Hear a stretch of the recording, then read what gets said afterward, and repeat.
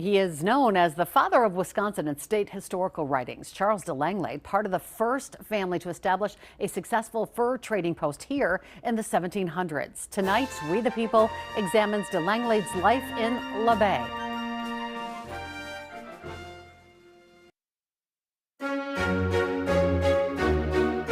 The mighty Fox River, a working river today, as it was in the 1700s as the main path of trade. To the west, the Mississippi River Valley. To the east, Quebec. According to historians, at that time, a third of all furs, the main currency of trade, came through L'Abbaye, what is now Green Bay. And that gave Charles de Langlade, born in 1729 at Fort Michilimackinac, the child of a French fur trader and a native woman, reason to call this place home. He was of medium height, about 5 feet 9 inches, a square-built man, rather heavy, but never corpulent. His head was bald, and his old age, the hair on the sides of his head had silvery whiteness. His eyes were large and deep black, with a heavy eyebrows growing together.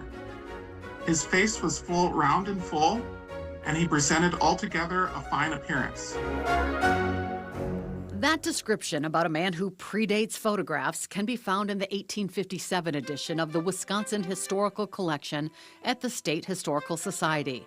It has a few items from Charles de Langlade: his dueling pistols with intricate silver details, a fur trading pouch he carried, his letter, stamp, and seal, and this painting depicting his leadership of the French and Indians in a battle against the British, the opposing side led by General Edward Braddock in 1755, a battle known as Braddock's Defeat. With Braddock, an up-and-coming leader, George Washington, as noted on this memorial marker in the town of Langlade in Langlade County, 70 miles west of Green Bay. They are named for Charles. The county seal, created in 1939, depicts a profile based on his descendants. Everything he did more or less revolved around his work with the Native Americans, around the different elements of his time and his time frame. But a lot of it came right back to his work and his appreciation and their appreciation for him of all these different tribes.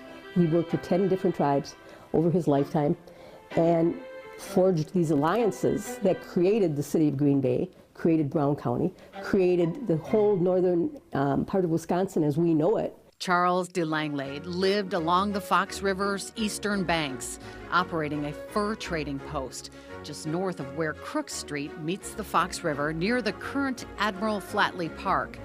Heritage Hill State Park has a replica fur trading cabin that would show what his business may have looked like. Langlade was said to have fought 99 battles during his lifetime, forging alliances with the French, the natives, the British, and the American pioneers. Described as fierce and brave, but also a master negotiator who came to L'Abbaye to live and raise a family. Think about the time of history that we're talking about. You had to be. You had to work with everybody and anybody. It wasn't like this vast population where you can put yourself in silos like we can do today. You had to be able to work with your enemies, with your friends. You had to turn your friends into your enemies, maybe at times. You had to turn your enemies into your friends. You had to smooth everybody. And he knew how to do it. Various reports have Charles de Langlade's death recorded between 1800 and 1802, when he was in his early 70s. He was buried at the L'Abbaye Cemetery, located on the Near East side of Green Bay, near where this historical marker currently stands. When the cemetery closed, the remains moved to a final resting stop at Alloway Catholic Cemetery. Charles de Langlade, known as the father of Wisconsin, is buried with others, currently in an unmarked grave. The Alloway Catholic Cemetery actually plans to erect a marker for Charles de Langlade's final resting spot next spring. And the Wisconsin Historical Society also opening the Wisconsin History Center on Madison's Capitol Square in late 2027. That will include the story of Charles de Langlade.